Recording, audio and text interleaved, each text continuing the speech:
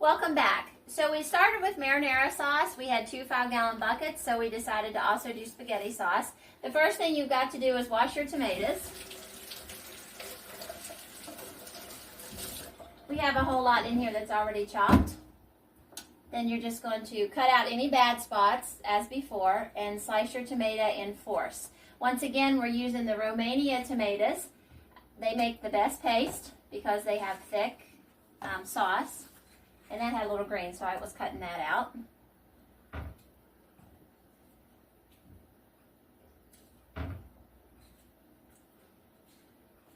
And then we have the food strainer sauce maker, which is a handy dandy tool that we can set up. We have a hopper, it goes down into here, it has a screen, and it makes the sauce come out one way, and you can see how thick that is already.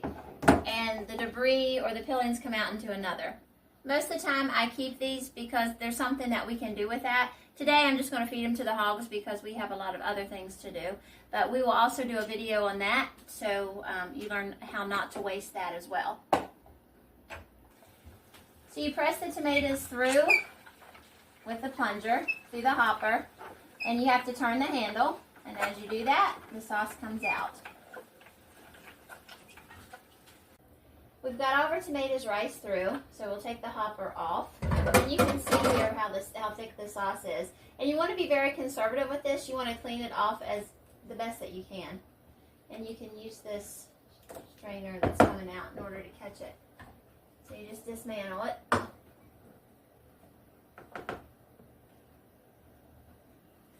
So we'll clean this, and I can take this loose. And you just clean it with your spatula. This is really a handy piece of equipment. It used to be that you have to cook your tomatoes and then you would rice them with the old hand ricer over a pan. That was a lot of work. But this takes all that out, and you don't have to cook them. You can just take them from the garden to the food processor. We clean it good, and we'll put all this over here.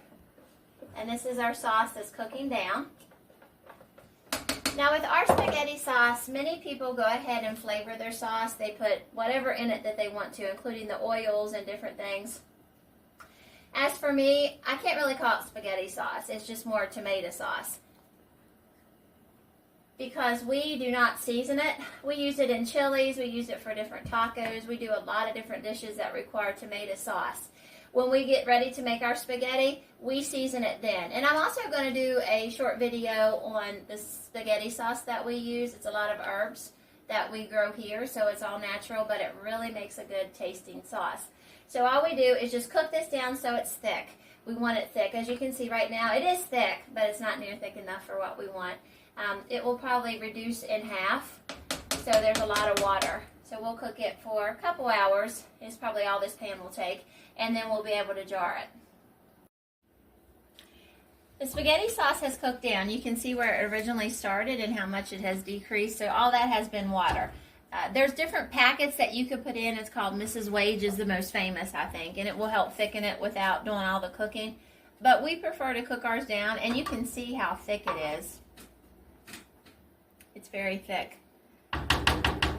So we wouldn't have to use any paste or anything when we use this as spaghetti sauce. Or just tomato sauce in general. You can use it for whatever. So we go ahead and we put it in quart jars. And since my pan's not real full, I'm just going to pour it this way.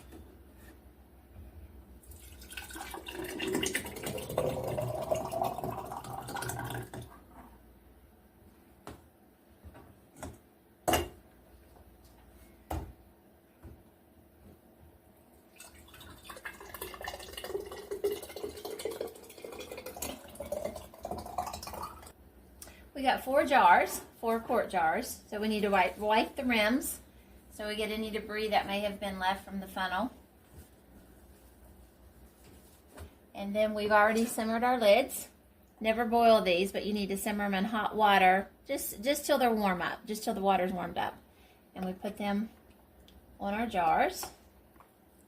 That's to help the rubber to seal.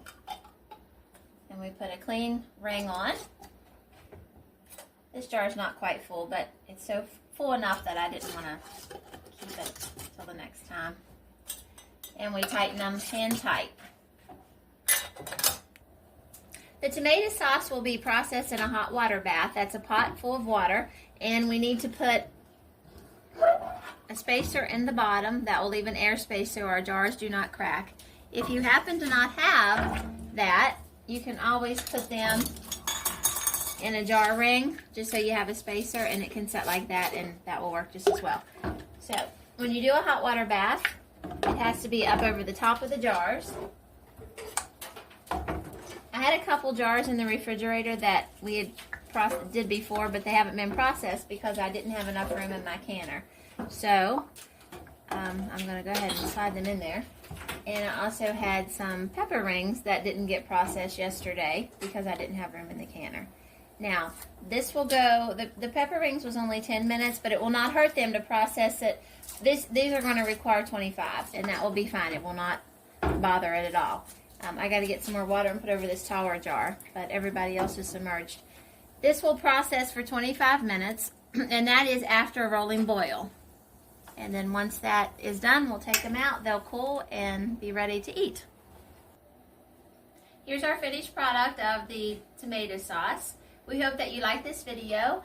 Hit the like button, subscribe, and leave a comment. Thanks for watching.